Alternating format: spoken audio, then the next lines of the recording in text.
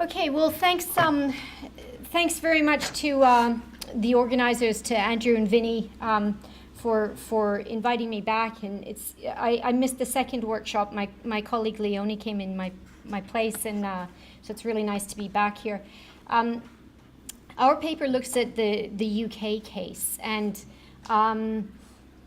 we've had a kind of journey with this paper in the sense that we initially, for the last workshop, we placed a strong emphasis on a particular aspect of cybersecurity, which was skills and education, kind of thinking that each case would be, look at different issues, and ours would be the skills gap. But after conversations with the rest of the team, we're revising that paper. So apologies to Michael, who hasn't read the next draft of this yet. We have a bit of reshaping to do.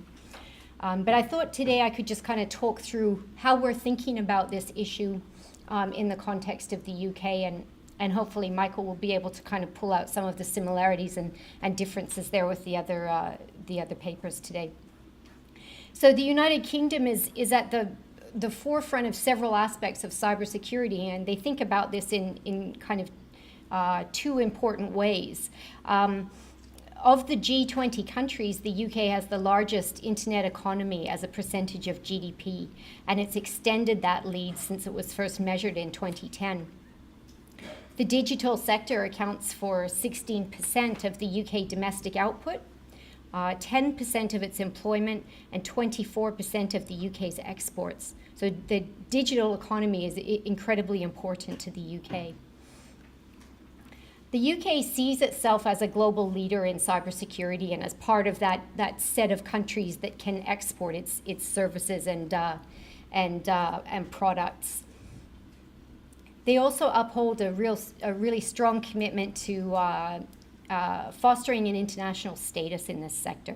So they play an active role in international forums and things like the norms debates, international law, those kind of global questions.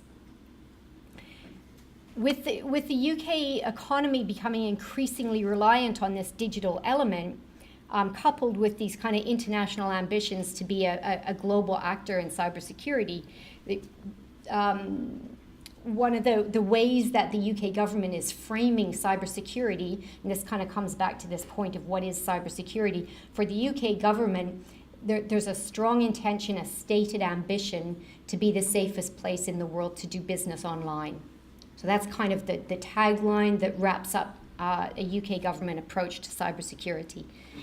Of course, this differs from one department to another, and actually a piece of work that we're just about to undertake now is mapping cybersecurity policy making through HMG, Her Majesty's government, what we quaintly call the government in the UK, because it is so dispersed, it's so divergent, and we feel that, of course, that this has happened in all large industrialized states, that cybersecurity began as this little kind of kernel of a thing, usually in a economic department, like Department for Commerce in the States. Then it began to be recognized as something that spilled well over those borders and permeated into all kinds of agencies and departments. And now we see this kind of trend in industrialized countries like the UK and the US to talk about this alphabet soup, that cybersecurity is everywhere in the government. It's here, it's there, and therefore it's sort of nowhere. No one's kind of taking control of cybersecurity. So then we see this trend back to a kind of contraction and concentration in terms of organization in governments, and that's something that we really want to look at. So there are these kind of three big issues of concern for the UK government: the domestic cybersecurity concern, which would be the same with most states, that citizens have a right to feel safe online, that we need to protect vulnerable sections of the community like children, that financial transactions are secure, that we can prevent identity theft, and of course part of this is maintaining consumer confidence in these systems so that they don't abandon them. And basically that technology meets the expectations of 21st century society, that it does what people expect it to in a way that we expect it to.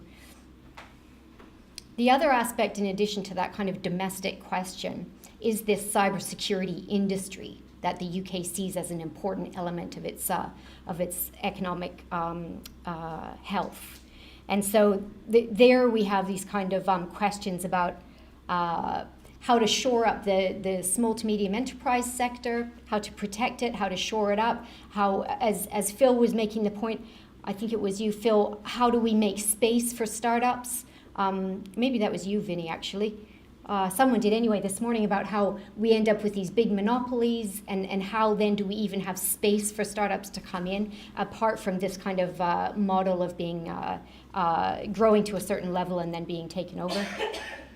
And of course, how to export these services and products to the rest of the world. And then with regard to the international dimension, it's very much the UK's ambition to play a global leadership role, particularly on things like norms, international law, and to strengthen these alliances, the Five Eyes that Phil referred to, the very strong relationship of the intelligence community, and to be seen as a global leader in that way. So when we that's the kind of overall context of what's happening in the UK. So then what do we think about the market failures within that context? The way we're approaching it in our paper is, going back to this question about what's cybersecurity, what kind of cybersecurity, what do we mean, who's cybersecurity? What we're doing to kind of deal with that kind of complexity and ambiguity is to focus on two key national cybersecurity strategies. So in the UK, the first national cybersecurity strategy was issued in 2011, and that was applicable for 5 years. The second one came out in 2016, and runs through for the following 5 years. And there was a very marked shift in these two national cybersecurity strategy documents, in that the first one in 2011 was in common with so many national cybersecurity strategies. It was a kind of maybe slightly hollow kind of policy speak, ambitions. We all need to work together. It's a public-private partnership. It requires international cooperation. All these kind of same phrases over and over again, but no real kind of meat on the bones of, well, what does that actually mean? In 2016, the National Cybersecurity Strategy came out, and it pretty fundamentally and pretty explicitly said that all that stuff in the 2011, a lot of what had been the ambitions in 2011 had not come to be. And that basically this idea of leaving cybersecurity to the market had not been the success that the UK government had hoped, and that there were a number of areas in which the government was now going to intervene. So I think that kind of statement gives us a good starting point to say, how does the UK government regard market failures in that country? Now, there were three big kind of failures or problems identified in the 2016 document, and those are the three that we're going to kind of bury down into. The first one was just this continuing, ongoing data breaches. So the understanding that there's a quote in there: too many networks, including in critical sectors, are still insecure. Too many organizations are still suffering breaches at even the most basic level. So there was this recognition that market forces had not driven the private sector to implement cybersecurity, to a level that the UK government expected, and that we were continuously seeing these data breaches. No one unrealistically expecting that data breaches will disappear from the face of the landscape, but that too many of them were happening as a consequence of very, very poor cybersecurity. Something we might say in the case, for example, in the US of the Sony attack, where that corporation was known to have very, very poor cybersecurity for a number of years, and then they suffered a very significant, well, a number of significant breaches. And there was the same recognition that this was happening in the UK, that the private sector was not getting its act together. There's also this, I would say, this growing recognition in the UK and beyond it, I think, that this idea of reputational damage is something that needs to be critically evaluated, because for a long time we've been saying the private sector will exercise adequate security mechanisms, because for them to suffer a data breach will have such a reputational damage that they would want to avoid it. But actually what some people are suggesting now is that we're seeing that actually the reputational risk can be quite minimal from a massive attack.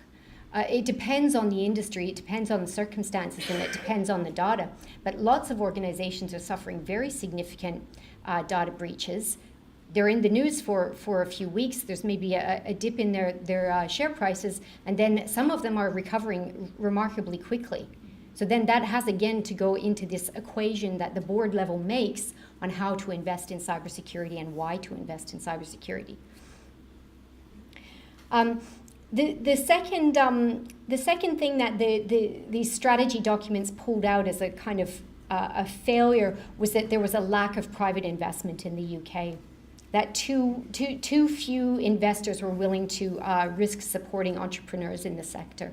And again, echoing these points that were made earlier this morning, that kind of contrary to the popular or kind of mythical idea about this space, that it's all about startups, it's all about garage, guys working in garages or whatever, that actually what we've seen is very much a concentration of venture capital and investor capital in already well-established companies. Now, in the UK, they're addressing this through a couple of mechanisms that I'll talk about when I get down to the initiatives. But this was the second big problem identified there, was just this lack of investor initiative. The third one, and the one that we focused most on in the previous iteration of this paper, was this skills and education. And this skills gap is certainly not something that's particular to the UK. I mean, there's a huge literature on the skills gap in cybersecurity, how big it is, how many jobs are going unfilled, how prevalent it is, and then a whole bunch of literature about the reasons for it, why. So there's been tons and tons of like good quality research surveys and quantitative and qualitative research onto this. In the UK, one of the things that was brought out in the strategy was that too few graduates and others with the right skills are emerging from the education and training sector. And this again is something that we critically evaluate in here, because this idea, something like, there was a McAfee survey done recently of cybersecurity professionals in 8 countries. And in that survey, I think it was something like 60% of industry representatives asked said that their governments are not investing enough in addressing this skills gap. However, they also say in the same survey that they value relatively they undervalue a cybersecurity degree or even a computer science degree as qualifications for working in cybersecurity. What they value most, above everything else, is experience in the sector, in the job. And the second thing that they value is professional qualifications. Third, and quite a way down the list, is a university degree of any kind, but especially cybersecurity. And this speaks to these questions about whether we need to train cybersecurity professionals, are they specialists, or whether we need to be thinking about just the kind of general skills that someone needs to work in that sector. If the most desired qualification is experience, then that's something we might argue industry should be providing rather than the government. In addition to that, a lot of the respondents, I think this was 80% of respondents said that they anticipated that over the next 5 years, cybersecurity jobs would be increasingly automated. So we would deal with the skills gap by automation. And so then that raises questions about whether the government really wants to invest in educating people for jobs that may very well be disappearing or reducing in number in the future. So I think that requires definitely some critical analysis into that particular sector. So the inventory of measures, we're going to focus on here just a few. Thanks, Andrew. One of which is the skills initiatives that the UK has done an enormous amount in this space, in fact. And we're going to kind of go through those and map those against what industry says are their concerns about the skills gap, what the government perceives as the concerns about the skills gap, and how the initiatives address that. The other one that we want to talk about in relation to this ongoing network security breaches, data breaches, is the GDPR. The General Data Protection Regulation, you guys may not be as familiar with it. It is kind of all the talk in Europe and the UK now, because this is a new regulation that will come into effect in May next year, and it will profoundly affect the way data is handled. And this is the data of EU citizens. It's not data of organizations based in the EU. It is the data of EU citizens. And the UK, in this kind of weird situation of being 1 foot in, 1 foot out of the EU, is intending to adopt the GDPR.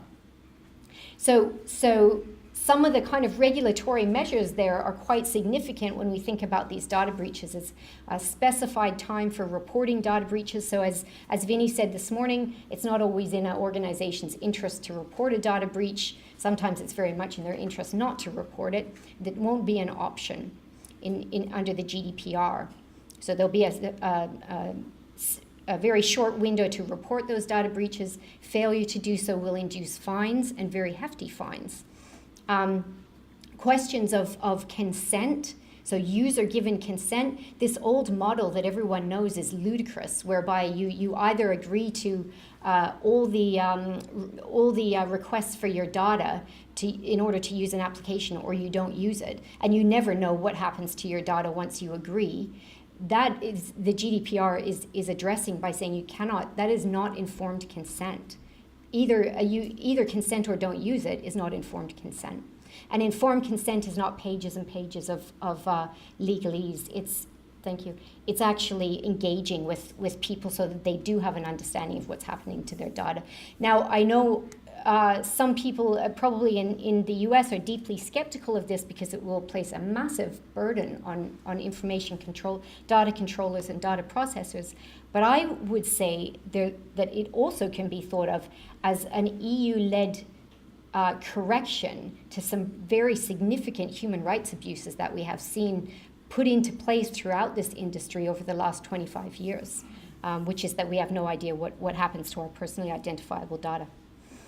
Okay, so I think I should wrap up. I'm just coming to the end, aren't I, Andrew? So yeah, the basic kind of way we're looking at this, the broad context of what the UK's ambitions are for cybersecurity, both as securing our own country, but also as an export industry. The differences between the 2011 and the 2016 strategy documents, which very clearly articulate what the UK government sees as the failures of the market to perform in the way they expected it to, and then the kind of inventory of measures that are being implemented to address those failures. That's the way we're approaching it, and I think it's going to be, I think it's going to be very interesting. Thank you.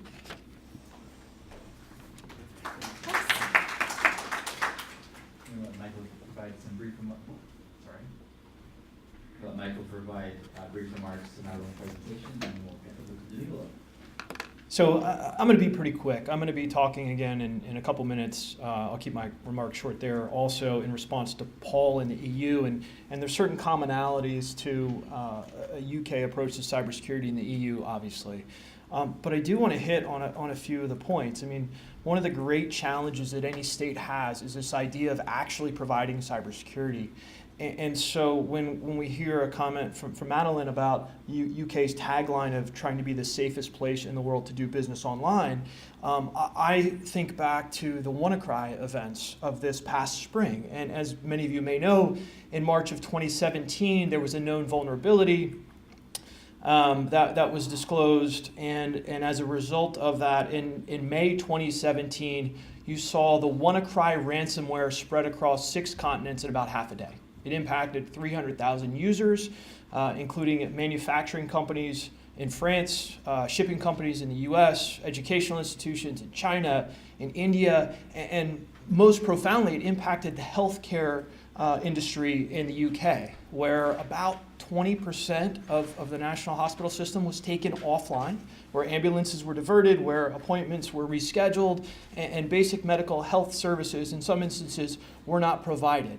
Essentially, ransomware, of course, being this form of malware that can come in and sort of take hostage your computer and your data. And in that particular instance, there were demands for $300 equivalent of Bitcoin payments within 3 days, or $600 within 6 days, and if you didn't make the payments, you didn't get your data back. Well, that didn't do much good for the folks who were impacted by those 20% of the UK hospitals, right?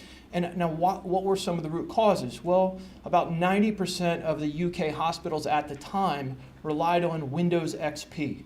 Now, Windows XP hadn't been updated since 2014, okay? There are reasons why, not just in the UK, but in the US, the healthcare industry doesn't have certain redundancies in its operating rooms and also in its operating systems. And so there are particular challenges that are presented there. And I offer this not in any sense to be critical of the UK, but to offer that uniformly across states our aspirations to be things like the safest place in the world to do business online sometimes are hard to get to come to fruition. Right? So that's a very real challenge. Now, the 3 big issues of concern I think are very similar. If you look to the US in particular, if you look at the idea of protecting citizens, in the United States we have 48 states that have data privacy laws, right? We have, as I mentioned earlier, HIPAA, which protects protected health information. You have the Gramm-Leach-Bliley Act, which requires certain safeguards for financial institutions to create. And a number of things that really get to the idea of protecting people, their information, and the services that they rely upon. I think the idea of economic security, as evidenced again by the Sony incident, is a great example where we can see very tangible impacts real time. And then, of course, the U.S. has always sought to be a global leader, right? And in everything that we do.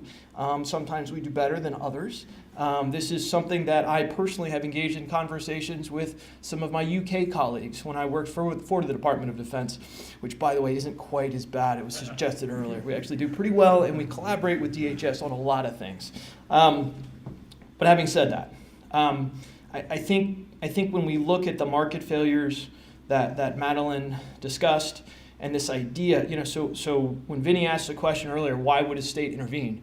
Well, when you're not getting it done over a 5-year period, right, there tends to be an initiative to intervene. When there was the discussion earlier where Phil talked about an executive order that maybe didn't have the teeth in the U.S. that some may have sought, you still see action moving to correct the deficiencies, where the gap lies in providing the cybersecurity. And I think that's a uniform problem and experience that we've shared.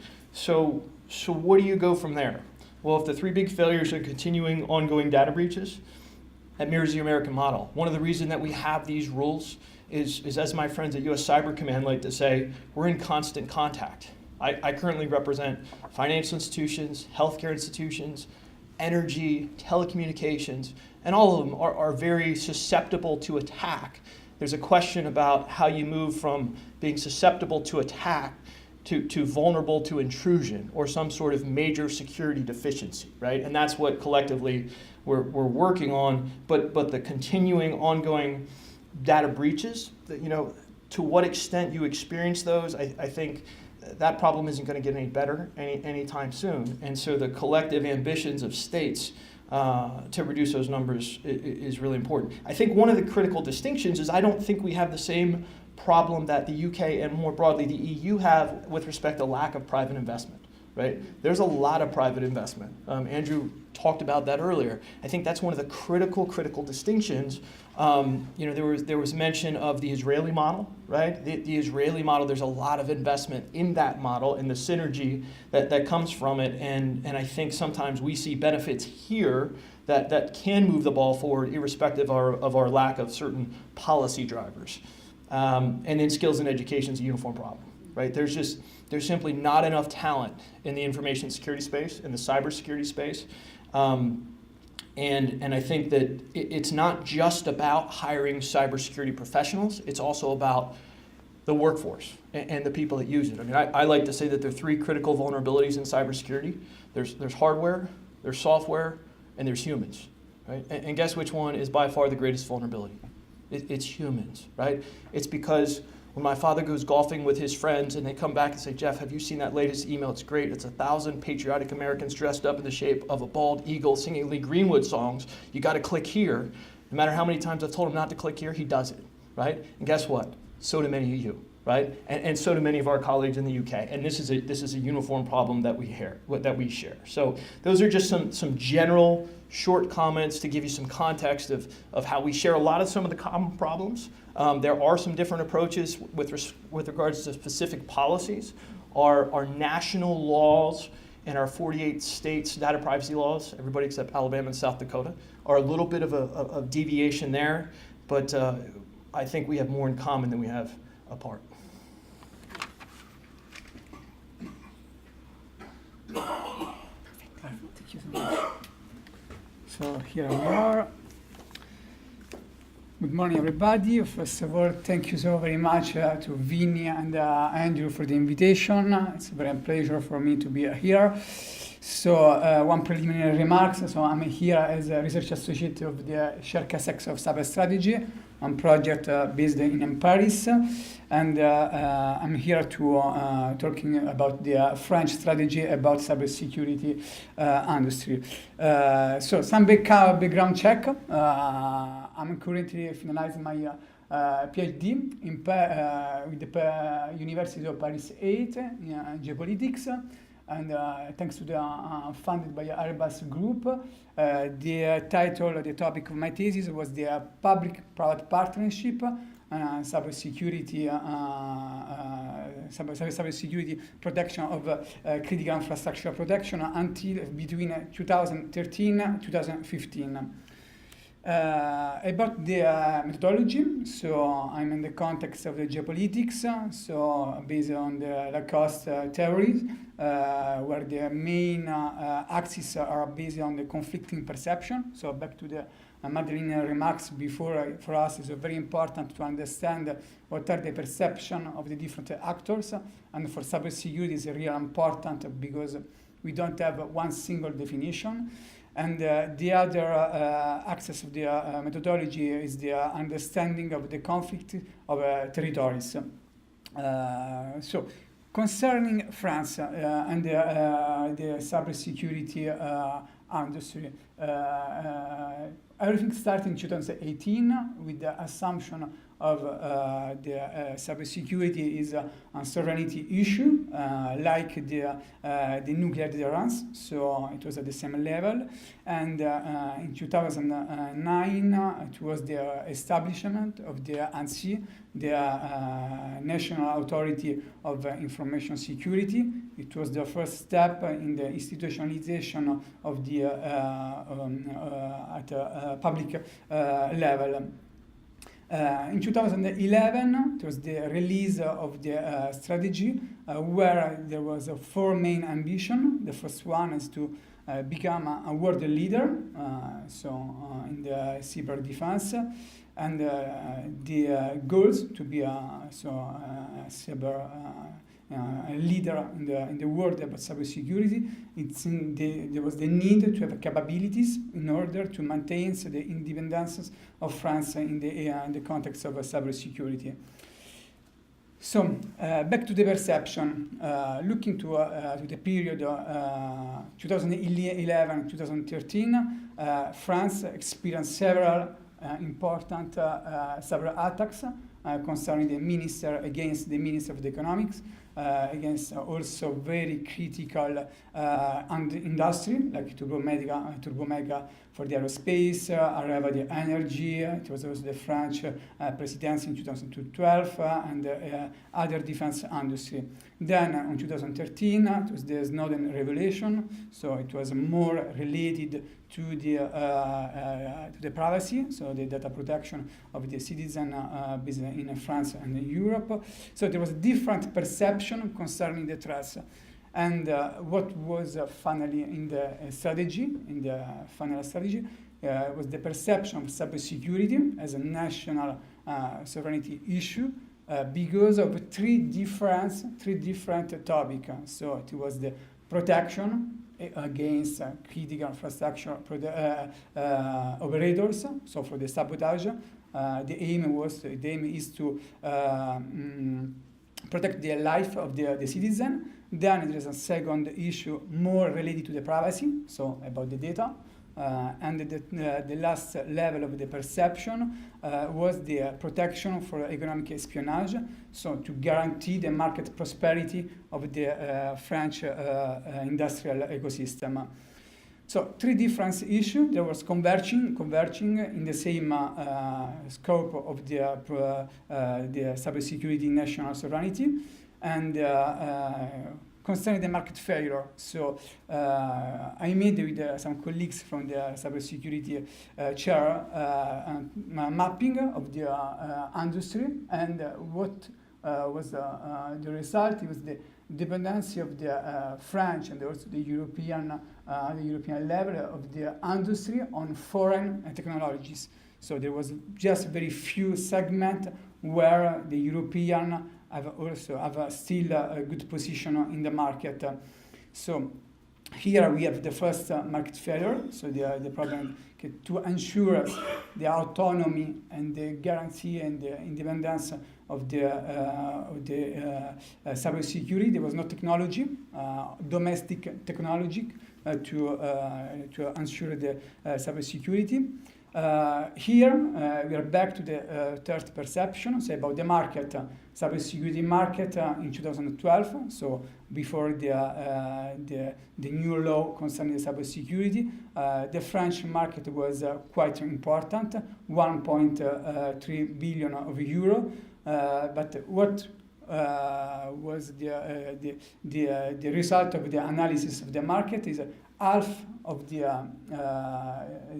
technology used for the market, so half of the offering on the market was more from foreign countries. So the market was important. It was a very important concerning the demand, but concerning the offering was more made by, at least half was made by foreign countries. Another important issue concerning the offering, so in the landscape, is the base of the industry was made by 600 players, so quite important number. But 80% of the 600 players was on SME, on startups, so with less of 5 million of income. And the 30% of the revenue was made by the export. So all those data are showing the complex of the cybersecurity market for medium large market like the France. So market failures. First one concerning the industrial base. There was a very strong industrial base concerning the government, the business to government. So for the high-grade solution, Airbus, Atos, Thales. So they are very important player at national, European, but also worldwide level.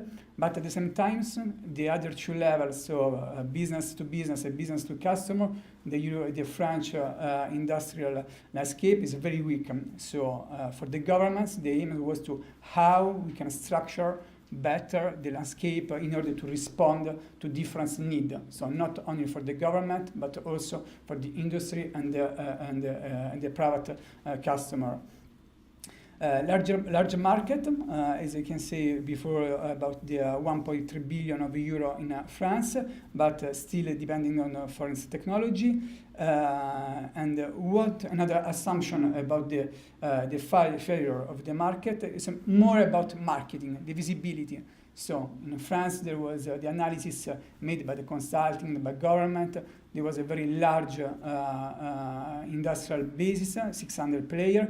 But again, the problem was more about the marketing. So how we can make more visible the digital landscape to the demand. So for the governments, also for the private sector. Last failures was more about the lack of the national references. So the national customer and demand are not buying French. So the offering is there, but they are not buying French, made in France. And here we come to what is the perception of technological sovereignty.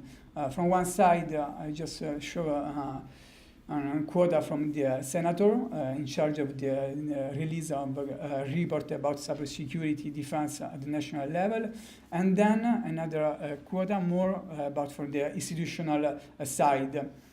So the part are aware of the difficulties to have a national base for cybersecurity industry, and it's also impossible in 2012 to have all the supply chain at the domestic level. So because back to the picture and the data I showed before, it's impossible to restart about the processor, PC, and covering all the supply chain of cybersecurity.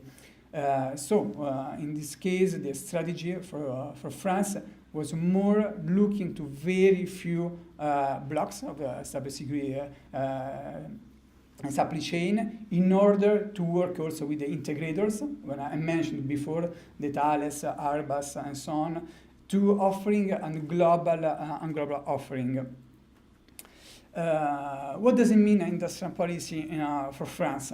So here is the study by Elie Cohen, a French economist, where there's a description about industrial policy is a sectorial policy, so aiming to the specialization in a specific sector. And the French model is based in three main axes. The first one is about the grand projet, so investing a lot on R&I by the public sector. The second layer is more about the demand, so having a national preference, so to buying France, to buy made in France. And then was also the economics of scales in order to have also consolidation about the market.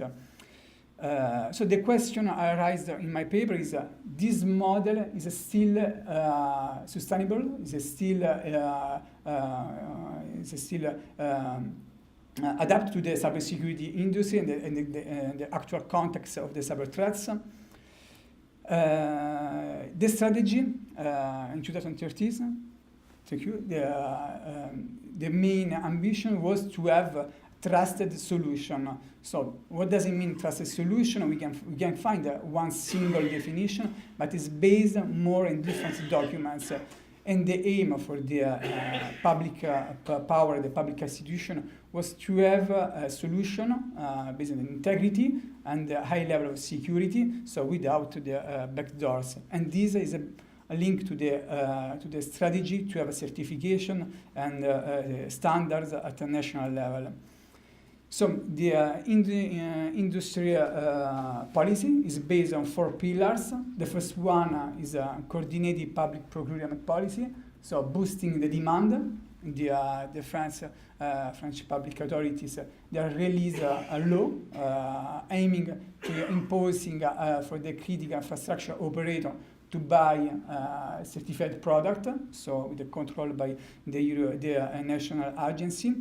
The second pillar is more about the structuring the public-private partnership, so having all the players around the table and discussing the specification of the demands and the offering, and look into the gaps. So where are the gaps, how to fill these gaps. So it's more about policy. We have the certification, a very important topic, the certification process. So the National Authority Agency on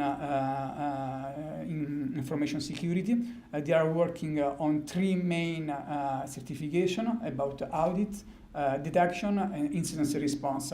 So here we can see how the government is looking to structure more the market about 3 main segments. And the last pillar is, again, about the R&I on cybersecurity. Here you can see also what about the territory, because about geopolitics is very important, the territory. So one main action was to structure the market in the different territories in France. One of the most important is Brittany, where there are all the different sectors, all the different players, from RTO, the industry, the Ministry of Defense, and the aim is to have a mapping first the different players, and then having the links between the research, the procurement, and in this way structuring the offering. 4 main goals for the cyber plans, so the strategy in the industry, boosting the demand, again, developing trusted solution with the certification, supporting the industry in export, and the last also supporting about R&D. So this is a summary of the different action. To conclude, what are the limits? It's back to the high-tech Colbertism and the French model about the industry policy. During my interview with the player in France, we can see at least 2 main limits of the old model about industrial policy.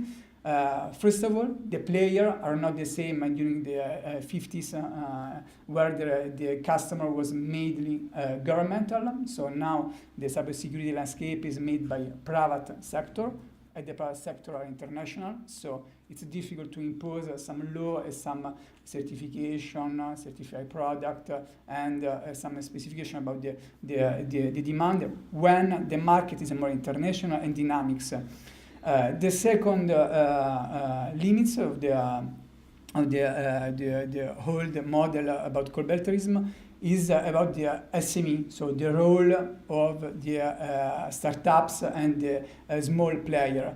The landscape in France is more made with very few investment on venture capitals, and here again we are back to the question to how to structure better the ecosystem to have more investment from the foreigners, but in the same way there is a paradox. From one side there is the sovereignty versus the business interest, and also this means limiting also the foreign investment in France.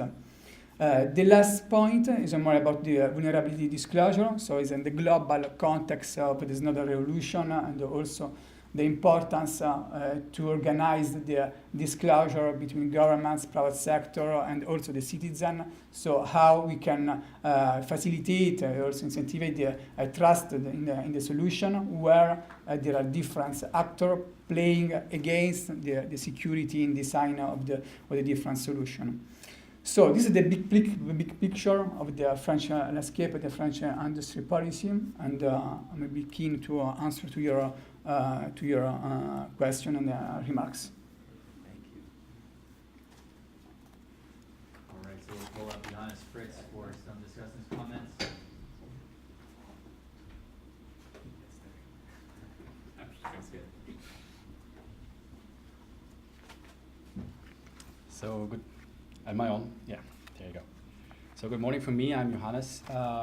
Thank you, Danilo, for a stimulating read on a topic I had not known much about beforehand, other than I work for a shop that concerns itself a lot with industrial policy, but usually shies away from all matters of national security, because we just wave our hands and say we don't want to be calling people out for having people killed. So that's why Global Trade Alert usually is not into national security very much, but this read very much convinces me to revisit that conclusion a little bit. I think your paper does brings in a few nice illustrations, and actually I also had a question that is now with me ever since. So the illustrations, I think what it brings to the table is it illustrates very nicely the stellar rise of this topic from, it's been around for a while, but in the earlier part of the decade it starts really picking up steam. The French are a bit early in picking up the topic, so they have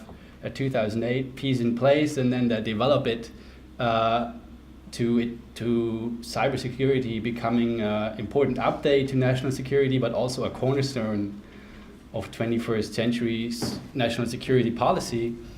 Another thing it illustrates nicely for me is that this refreshingly is a non-partisan issue.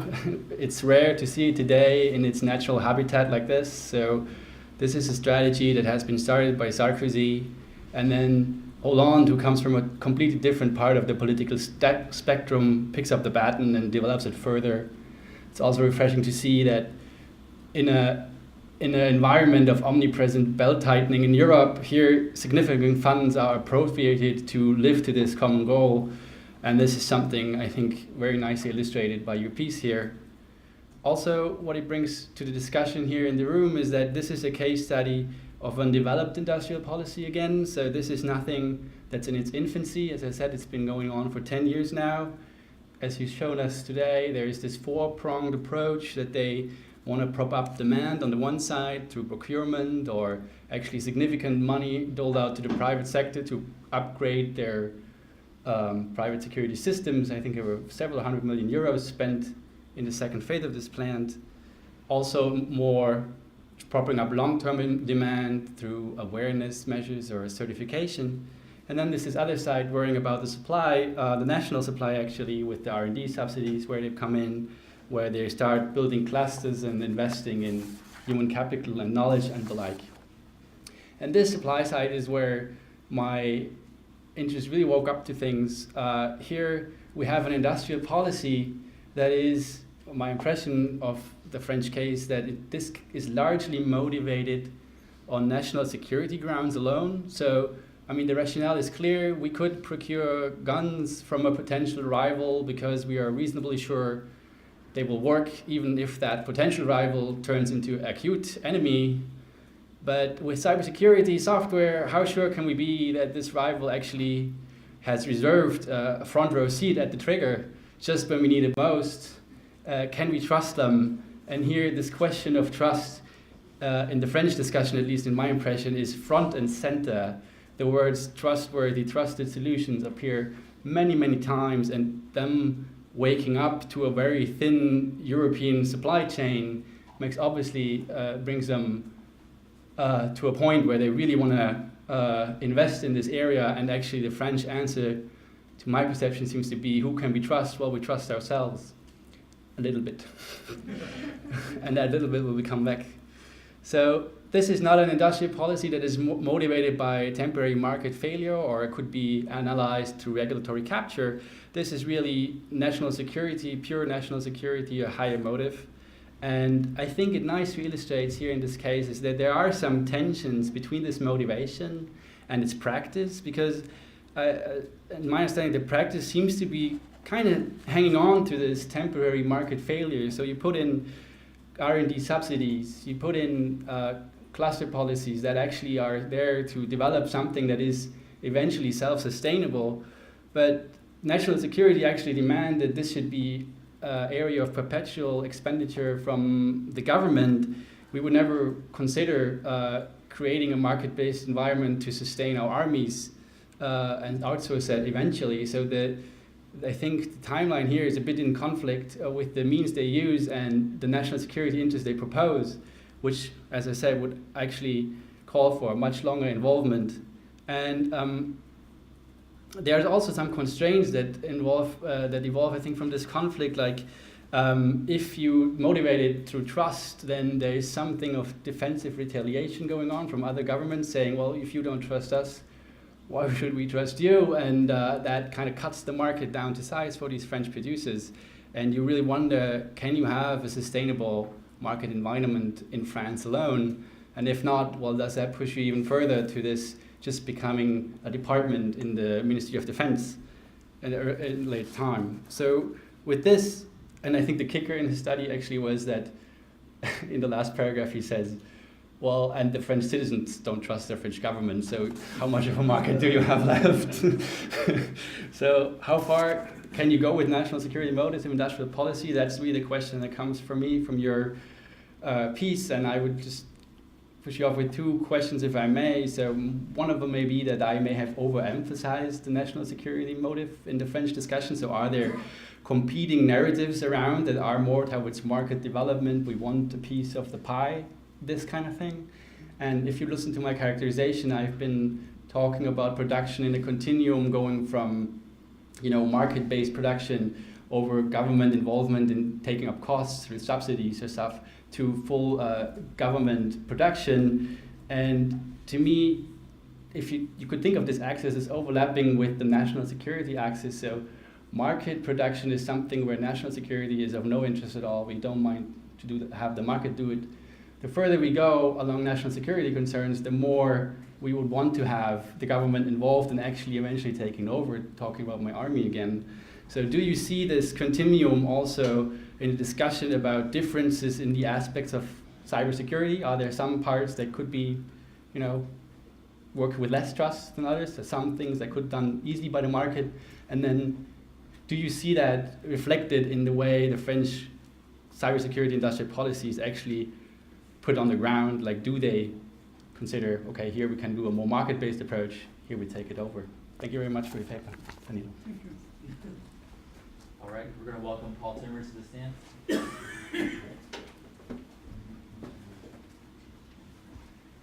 Thank you very much. First of all, I really would like to thank Berkeley, Vinny, and Andrew of organizing this whole series. It's extremely productive and instructive. I learned a lot. And it's also certainly possible to use that in European policy context. But I have to give a big disclaimer here. As it says here, in the way we say it in Brussels, all opinions expressed here are a titre personnel, although it says that I'm European Commission, I'm former European Commission, which also perhaps gives me the freedom to say a bit more than when I would be still in the European Commission. So nothing that I say can be used in favor or against the European Commission. Briefly contextual, I got the data from the ITU that were kind enough to provide the detailed data. If you look at aspects like preparedness, the Cybersecurity Index, legal, technical, organizational, capacity building, cooperation, how good are you? They rank the US on top of all of those, the EU as the second, and other regions in the world further behind. That's a bit of the context. Now, the three pillars of EU cybersecurity policy are an economic pillar, and I have to explain what that means, because that's actually the most important. Europe is 28, soon 27 member states, and Europe is actually founded on economic cooperation, facilitating the free flow of goods, people, services amongst those countries.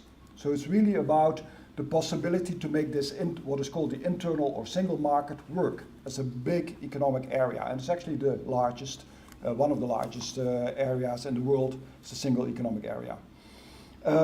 The second, and a lot of cybersecurity is actually driven from the perspective to keep the single market running well. So if you take the incident that was already referred to, WannaCry and NotPetya, that disrupted the logistics in the port of Rotterdam, and that's actually a disruption of the internal market, because then business doesn't flow freely anymore inside Europe. And that was actually also a reason to intervene by cooperation at the European level about cybersecurity. So that was a cyber incident that was dealt with at European level. Second reason is internal security, fighting crime, terrorism, and you can imagine that that has become much more important over recent time. And the third dimension that plays a role in establishing cybersecurity policy at Europe is the external dimension. How do we cooperate as Europe with countries outside Europe on defense matters? So you have the EU-NATO relationship, on norms and values that are discussed in international fora, and generally in global cooperation, for example, also capacity development around cybersecurity internationally, where indeed the UK is one of the countries in Europe that takes a very strong role in that. So I immediately want to go a little bit into the market failures. If you look at the market failures that might be happening, why does it not work? is Europe is, of course, 28 countries that are having a long, long history, hundreds, thousands years ago, and having a nation is obviously very important, and related to that is national security. And national security is definitely a constraint on working together in the European context, because how do you know whether a cyber incident is, let's say, just something that is of a criminal group that has really nothing to do with national security, or is it actually affecting some kind of critical infrastructure about which you do not want to talk necessarily because you might be endangering national security? And the perceptions around national security, I'm sure that could be a separate research project, but actually that's really interacting with this. How do you look at national security as a concept internationally? Then relate to that, partially relate to that, but generally related to the cooperation in Europe. Not everybody in Europe has handed over all of their national decision making to Brussels, to the European level. Obviously, there are limitations to that. Mostly it's actually about economic cooperation. And then there is a degree of cooperation around justice and around a more limited degree of cooperation around international matters. So, for example, the international policy of the European Union is actually done by countries individually, except for certain areas where Europe has a strong mandate, like trade policy. So only the European Union can negotiate a trade agreement, not individual countries. One of the frustrations, perhaps, for the UK around Brexit. And there are as many views in Europe as there are countries or people even. There's a lack of common vision. That's definitely also a political market failure, if you use the word market failure. Economically, the market failure is that the single market is not functioning well. You have all these local developments, perhaps the products are not interoperable, perhaps the specifications are different, so you can actually not freely bring them from one country to another because they may require something else. There's fragmentation, as just one example. Then there is the national institutional dependency.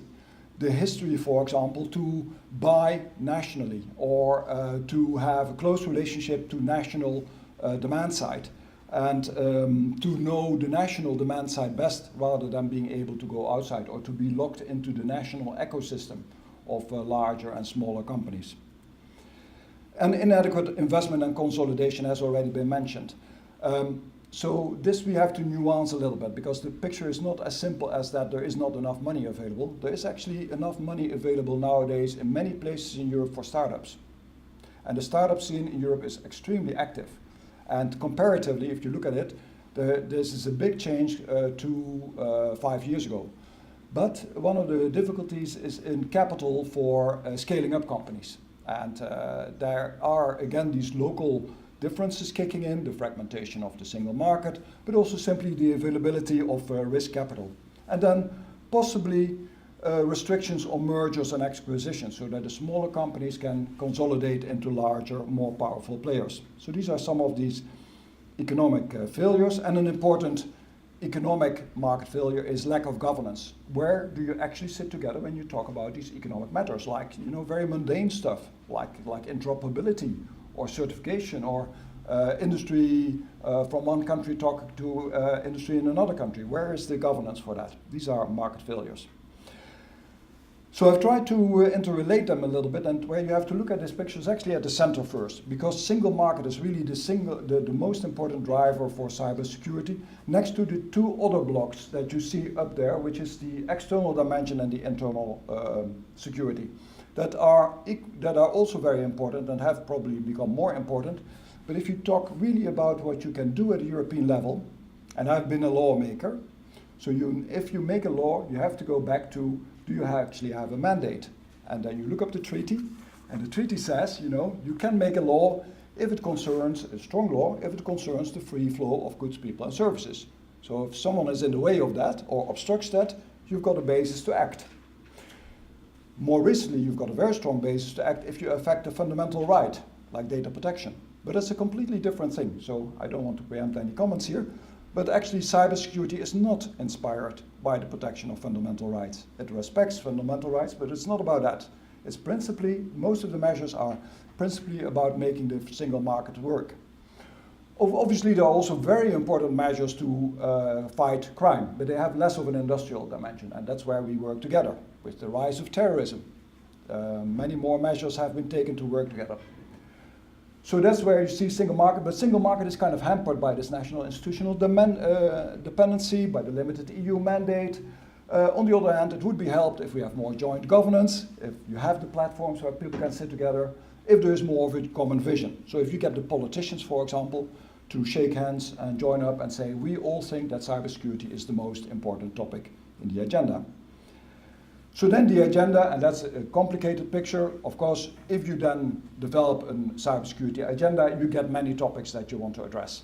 From information sharing, capability building, cyber defense, knowledge, etc., etc.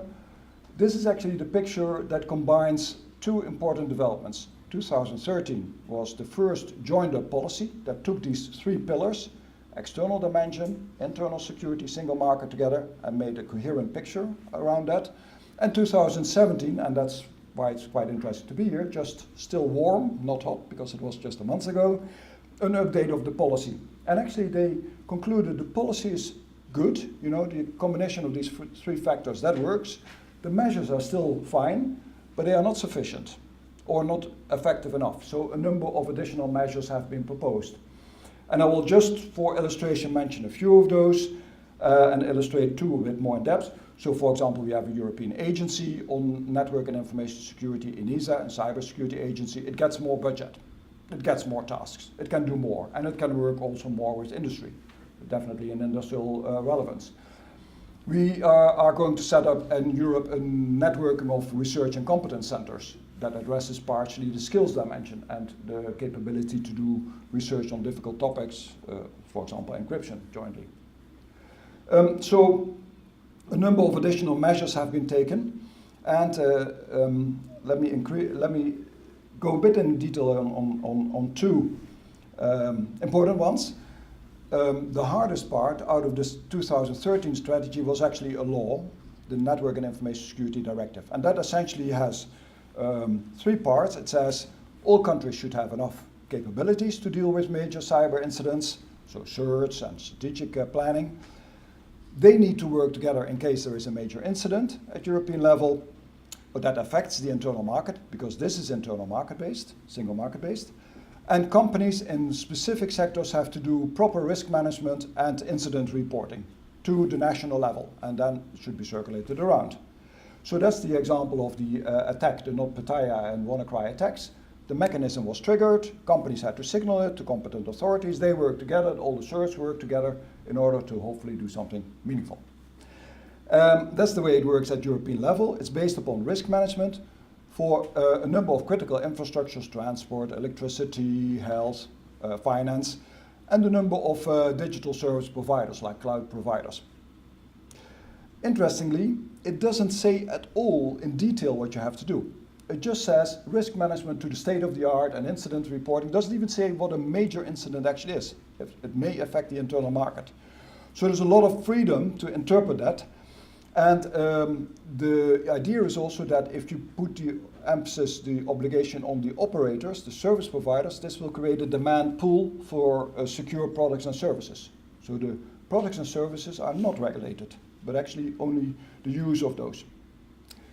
Not enough, obviously not enough, because the incidents continue, you know, we are still not well protected. Okay, you can read all of the analysis. So what is recommended? Do the same if you are in a non-critical sector, also do incident reporting. So even if you are not in transport, but you are, let's say, in retail, which is not regulated, if you have a major incident, signal it.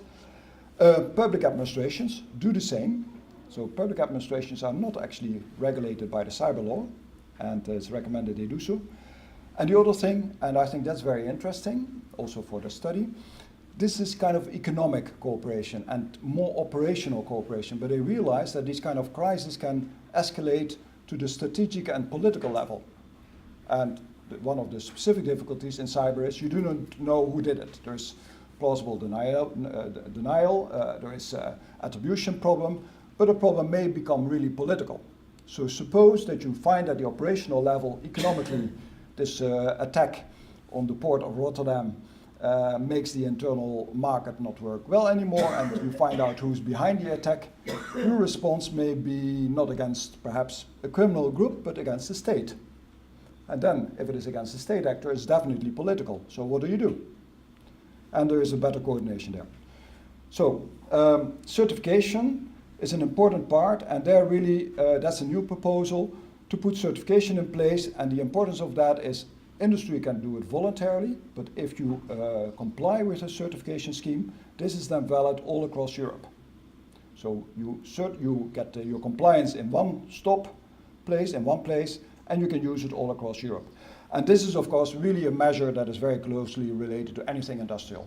Again, it's motivated from keeping the economic networks running, but really there's an important industrial part in this, and you can imagine that companies are now gearing up to start defining these schemes. In context, you should definitely not isolate cybersecurity from other policies, but they are different. It's not about data protection, it's not about the overall digital policy, but they are related to that. So, in fact, in the policy development, there's a pretty close cooperation also inside the European Commission and the External Action Service to tie these policies together and to create coherence. Now a bit of how have things developed. In the meantime, industry got much more active, and they started to realize that they had to be better organized. And so a European Cybersecurity Organization has emerged in Europe that brings many of the large actors, the small actors, the demand side, the supply side together, and even from the buy side, the public administrations, which is a pretty unique construct. And they are now starting to become the ones that are also defining the agenda. So if you look at it historically, in the past, the member states were more leading, and the EU actually didn't play that much of a role, and industry was following. That was 1992. Then in 2013, EU and member states, actually inspired by member states, because you talked about the 2011 strategy, 2012 strategy that inspired the work at the European level, and also actually what was happening in the US. And industry realized we need to start cooperating to a degree to follow these strategies. Then the law came, the cyber law, and industry really got very much engaged, but highly divided what they thought about it. So they were, of course, fighting internally about the views on it, still more in a following position. But then industry is getting more organized and created this EXO, this cybersecurity organization. And they really worked in partnership with the policy developers around research and innovation. And now actually you see that on a number of topics, industry is rather taking the lead. So they are the ones that are pushing the agenda, for example, around investment issues and around certification. So gradually the picture has been shifting over time in terms of the state-industry interaction. I'll skip what this does in sectors. So let me just finish with some of the challenges. So this is not a complete agenda, as it cannot be, and there are shifts in these balances. In that diagram, the relative strength of a single market and other factors plays a role. And a good illustration is the debate around encryption. If you are putting more emphasis on the internal security dimension, you may actually want to have encryption with backdoors. If you think more economically, you may not want to have encryption with backdoors. And that's 2 days ago, the European Commission issued a policy paper on that one, which says there should not be backdoors, but there should be cooperation on where you can deal with encryption to better deal with encryption. Overcoming the lack of trust, mentioned more than once, and building joint understanding, but that's an ongoing process, but quite a difficult one, and may go wrong from time to time in Europe and also internationally. And developing the international agenda. Now, if you look at the international agenda, first of all, I think the analysis that I do here fits very well with, I think it's an excellent paper by Vinny and Andrew about the theoretical setting. So many of these policies you can map into that. And but what is important in the international agenda is certainly that we do not lose sight of these other policies. So rightly, if you say we need to think about cybersecurity in relationship to data protection, but it's a separate policy. On governance, we definitely have, at least in the European scene, learned it's not governments only. It's also very much this kind of multi-stakeholder organization of industry and also civil society that plays a role. And let me just make an illustration of these 2 points around 2 elements. if you look at the way cybersecurity is dealt with in the international finance system, it's actually not purely governments. It's as much banks as governments, and that's called the SWIFT organization. And they know to some extent how to deal with cybersecurity. And they develop the policy there, and they create stability that actually goes beyond the point of having common norms and values. Common norms and values may be broken, but Russia is still a member of SWIFT and hasn't been thrown out of SWIFT, to just illustrate the point. So I think it's interesting to read the book of Peter Cowie that we met at UCSD, who describes that. Secondly, data protection. Some people say it's a trade issue. In Europe, you say it's a fundamental rights issue. You may have a different perception on the norms and values, but there is a privacy shield that facilitates the free flow of data, personal data, between Europe and US. So you can do business, or you can do company agreements. So there are multiple levels that you can act. And then you need to have a smart selection of agenda topics. So I was actually triggered by what Phil said. So actually an international agenda, whether we call it an industrial policy agenda or not, is perhaps the word, but these kind of topics that are important, you can actually define fairly readily a number of topics that everybody finds interesting and thinks we need to work on, and perhaps we don't do it as governments, but we do it with these multi-stakeholder organizations. Standards and certification, definitely. Or let's take an even easier one. I talked yesterday to a director at DHS, at the Science and Technology, about setting up a PPP, private-public partnership, about skills. Everybody got a lack of skills. 1.5 million people missing here in the US, 330,000 in Europe. Everybody got an interest to develop skills. And that's a fairly uncontested area, unless you go too far. But that's an area which is actually industrial policy. That's the way you can look at it, or perhaps you don't call it industrial policy, but you can put it on the international agenda. And I see it quite well possible. And then finally, obviously, the larger picture. We cannot disconnect the discussions on cybersecurity internationally from data nationalism, from the sovereignty discussion, which is very much in flux. So I think I stop there. All right, we'll welcome Michael Adams to the lectern to discuss some comments.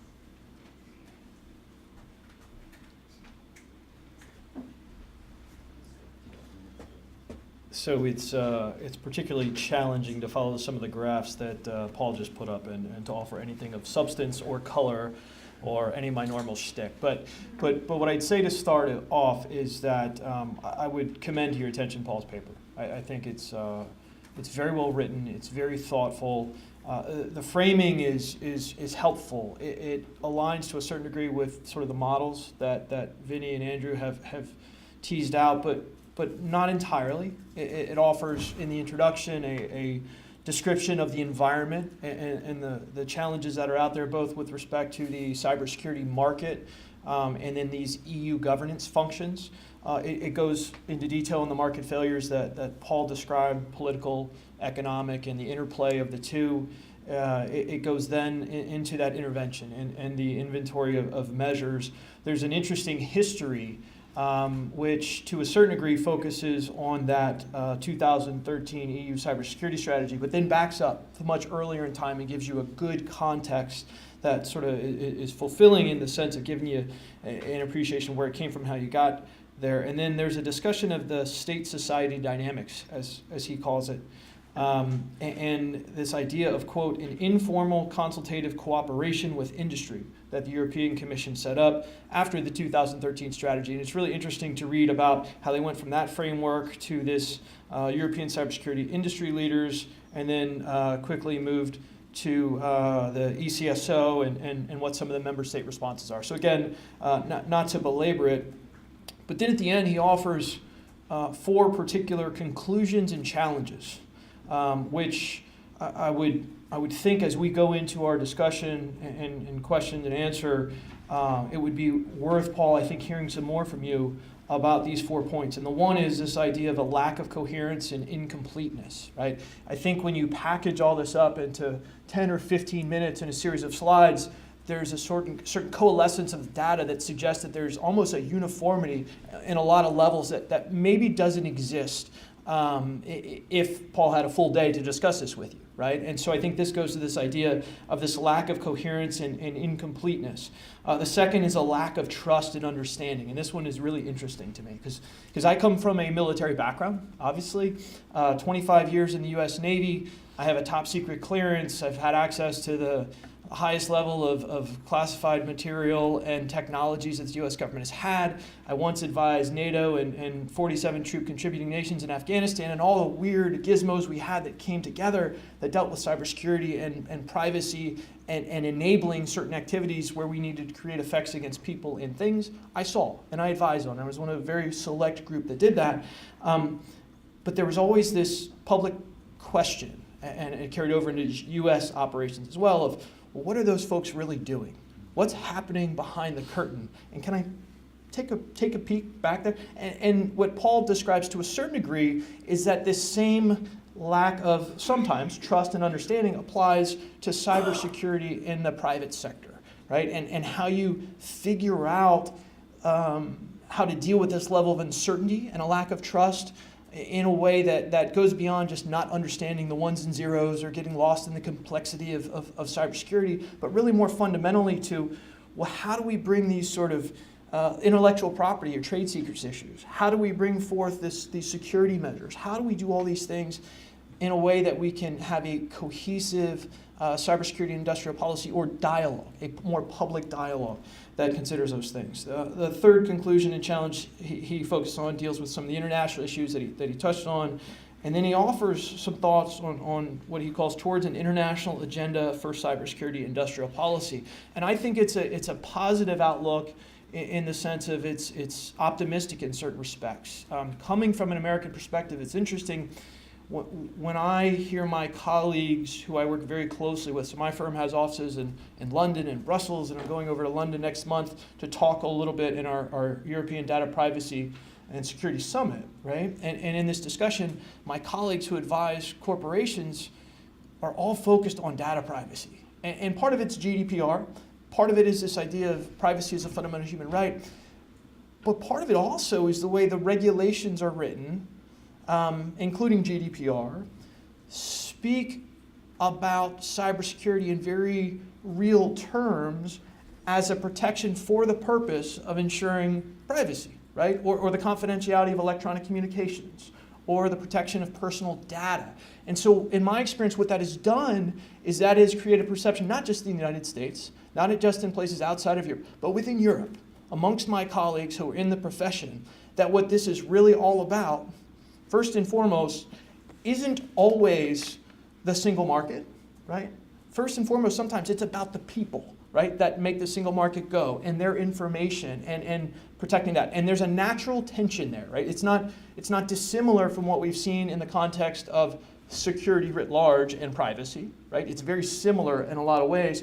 But I don't know, and I'd love to hear more from Paul on this later, I don't know that you can necessarily say, well, there's a cybersecurity regulation and there's this data privacy regulation, right?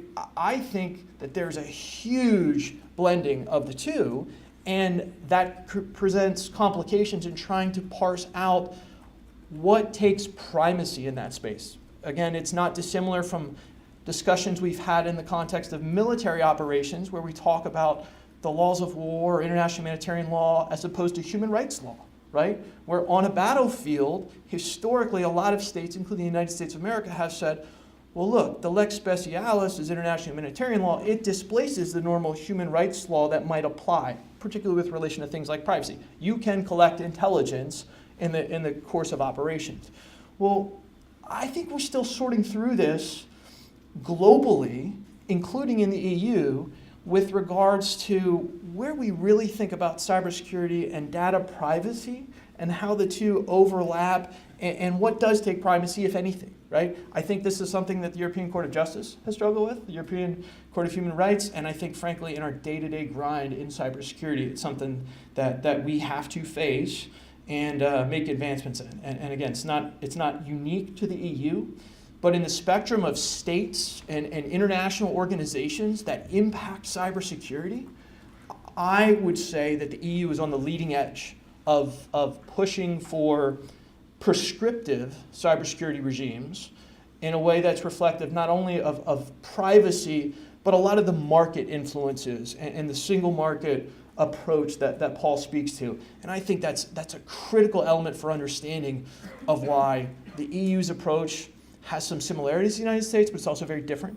Why it has some similarities to China, but a lot more differences, right? And why there are aspects of looking at countries like Estonia, Israel, and Singapore in particular, where maybe there's some lessons about how those states have done a couple of little nuanced things that have influenced the course that they've taken in cybersecurity, and considering whether or to what extent some of those things have been done in a similar fashion in the EU, or maybe they might be down the road. Because the GDPR, that thing I keep talking about, it's not fully online yet. It's been going through a 2-year implementation phase, and in May of 2018, it's in full effect.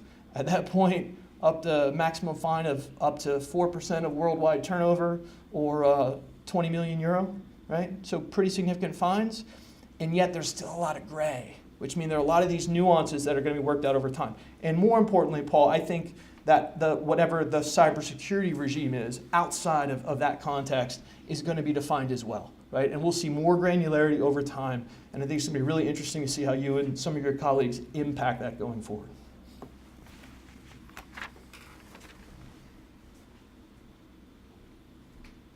I'm just gonna yell. Thank you, Mike.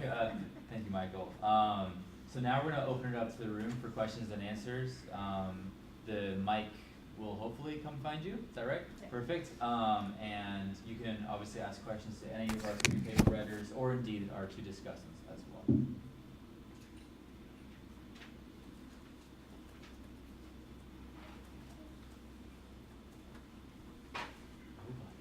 All right. You have a question? Yeah, go for it. I have a question.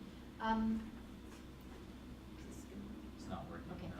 No. Okay, well, I did want to raise, oh, thanks. I did want to raise something in response to Michael's very astute comments earlier, because it is a case that a lot of people know about, and it's also a case that I think kind of unpacks a whole lot of other aspects of industrial policy around cybersecurity, and that's the WannaCry attack that Michael raised. Because this was a big deal in the UK, because one of the primary organizations that suffered from this ransomware attack was the National Health Service, the NHS. And so just to unpack that slightly, the easy reading of that is that, well, how the hell are they still running Windows XP? And that's sort of negligent. And why on earth would that still be the case? That's kind of an example of this like very bad cyber hygiene, and how come they didn't have their act together. But there's a little bit more to that story in the UK, and I think it does speak to this industrial policy question, because the National Health Service in the UK is under incredible financial burden right now. It's a phenomenal health system that you guys in America just would not believe, where you basically get everything for free, including prescriptions. And the British people are very, very fond of the NHS. They're very attached to it, and they feel that it transformed their society. So they're very wedded to this. But it's under incredible financial burden. So in that context, the government did have a support agreement with Microsoft for ongoing support to XP platforms, but it was recommended to them a couple of years ago in 2015 that they drop it, because the agreement meant that the fees doubled every 6 months automatically. And GCHQ basically said it's not even worth paying for, because XP is so flawed anyway that getting out patches every month is not going to make any difference. So they did drop it. A couple of years previously, the NHS had been federated. So there was no longer this control from the Department of Health over whether Windows XP would be upgraded. So in this very, very tight economic climate, you have these health professionals making decisions about whether to spend their money, their budget on Microsoft support, or a new Windows platform across all these critical systems that some of which can't easily be shut down, or whether to hire nurses or doctors. I mean, that's a very simplistic way of putting it, but these are the kind of issues that they were battling. Now, I would say for a corporation that reported $7 billion profit in one quarter recently, that maybe the onus on investing in security doesn't go to health organizations. I mean, think about developing countries that are still running on Windows XP and can't afford to upgrade. But maybe we need to look back to the industry for a little bit of that $7 billion every 3 months to be reinvested in securing platforms. Because, yeah, I'm not sure that that's such a clear case of government failure, or whether there's a question there on liability for software providers. Just being provocative. Let me be similarly provocative, hopefully. I think that is an interesting case on a lot of levels, in part because of the last point you raised about software providers, right? So one of the things that Microsoft did after that event was they pointed back not to the healthcare industry or any of the other number of industries that were impacted. They pointed back to the US government, in particular the National Security Agency, because purportedly the attack utilized some tools that the National Security Agency supposedly had at some point in time. Can't speak to it personally, but that's what public reporting suggests. And so what Microsoft said was, NSA, you shouldn't be hoarding these tools or these known vulnerabilities, right? You need to disclose this. The public reports also said that some governmental entity had tipped Microsoft off of this so that they had put out their patch in March. But again, it didn't go back to Windows XP, right? It was the current stuff that was still being updated. And so the patch in March didn't help you in May of 2017 if you had some legacy things. I will say though that, look, this isn't a problem that's unique to the United Kingdom. This is a question where if you went into the United States and you say, hey, you got some pretty big margins in the healthcare industry, they'd say, absolutely not. And we do need more doctors and nurses, and we need more equipment and more technology, and we don't have the ability, they'll say, to take systems offline that need to do 24/7 services, right? You want to do a patch, well, if you can't take your machine down, it can be hard at times. My sense of where we're starting to see the market move is we're starting to see more regulatory action, right, with more significant penalties, force businesses to start rethinking their approaches. So the redundancies that they haven't had are likely to be forced. And I think the EU model may be one of those models that compels this move, right? So when you go from standards like report as soon as reasonably possible, but there's a law enforcement exception and maybe an investigation exception to report in all instances within 72 hours. Game changer, right? And the EU is going to force some significant changes for better or for worse. Yeah, I think you're right. Also perhaps reacting to the comments of Michael, I think, let's take it from a research perspective. How do you actually research these kind of things? So you are mentioning a number of points that in some way or another perhaps we can make a bit more measurable, like the perception of the approach in which you engage internationally. For example, more prescriptive or less prescriptive, or certain types of values that are dominant. How does that work out? Is that, first of all, is that true? Which community? Yeah, so you kind of measure that. And secondly, how does that work out in international cooperation? I think is a very interesting research question. So is that unbridgeable or not? And I think there are certain things that are showstoppers. So data protection is not a showstopper because people talk about it in business. But I think if you would overemphasize national sovereignty, it may actually be a showstopper. Looking at it from the perspective not of norms and values, etc., but from the perspective of, let's say, business, economic cooperation, and those kind of things. So I think it would be good to single that out, getting some facts, probably also historic, how will it evolve over time, and what are the things that actually are really a problem for international governments and not, or less of a problem. We've got a question here in the back. Hello, so I want to bring up so there's been kind of a focus on what governments and what industry should be doing, and obviously there's some miscommunication there. However, one thing that I don't feel like is very often in these conversations is the role of the engineers and developers. For example, look at any other industry, the participants, like look at our infrastructure building industry of buildings. Builders are liable, and if they don't follow certain procedures, things like that, they are educated on what are good faith and what are not good faith, and accessibility and all these things. And so I'd like to hear what you think can be done with regards to maybe it's education, maybe I just want to kind of open up that aspect. Personally, my viewpoint is I think that engineers there should be liability training similar to other industries. I think that's kind of a direction we need to go because there's so much industry perspective right now that it'll just happen and that there'll just be forces and that people just want it and somehow all work out.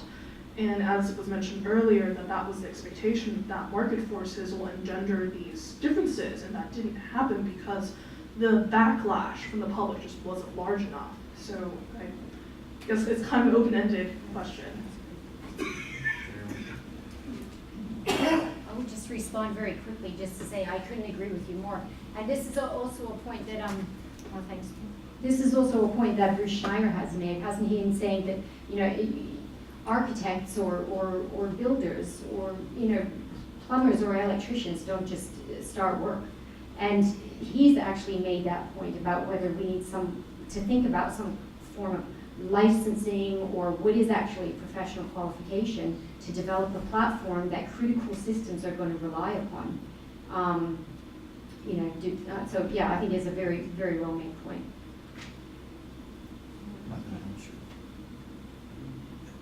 So I think there's a distinction to be drawn between probably what you're referring to, which may be more along the lines of the engineers who write the code, and maybe even the businesses that have certain obligations to create a different type of model that ensures security. So the liability component of those who design the code, I think, can be challenging based upon what sort of code you're talking about, how deep it is, how long it's been in existence, how many people have contributed to it, and so forth, right?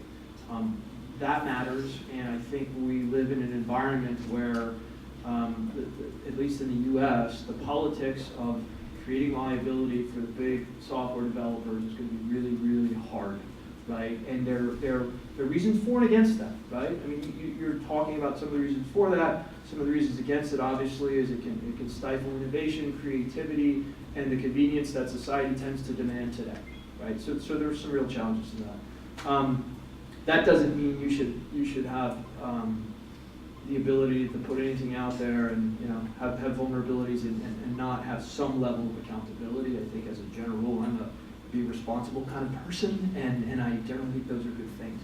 I do think, though, on a different level, but along the same lines, there's this aspect of accountability for corporations and public entities whereby they have more along the lines of fiduciary duties to their customers, and they have obligations to take reasonable safeguards or ensure reasonable safeguards are instituted, which includes things like risk assessments of the vendors that they work with and the tools and platforms that those vendors provide in advance of conducting business with them.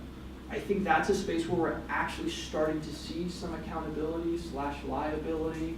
And as a consequence of that, we're starting to see some of these businesses take those obligations much more seriously. So there's a state data breach law in Massachusetts.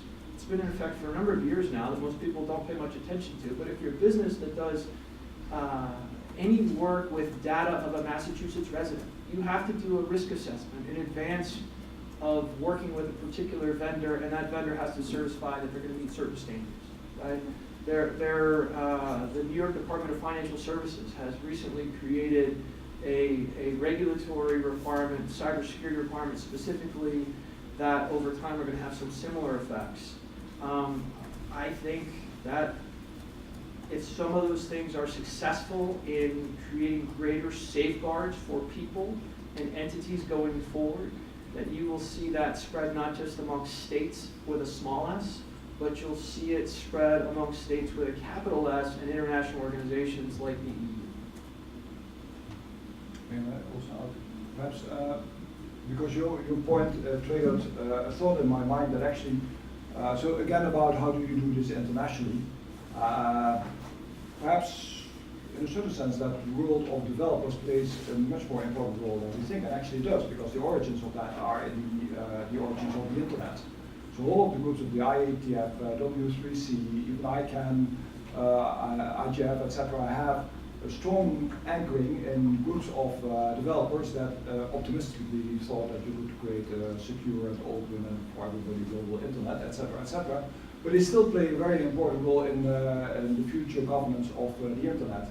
And so there are certain elements to it that again are of common interest, whether you call it industrial policy or not, that have to do with the architecture of the internet on which you can actually define a common agenda. So let's take an example. The support for open source or open source solutions to common encryption is something that definitely is a common interest in that community that has everything to do with liability and accountability because it's the open source approach.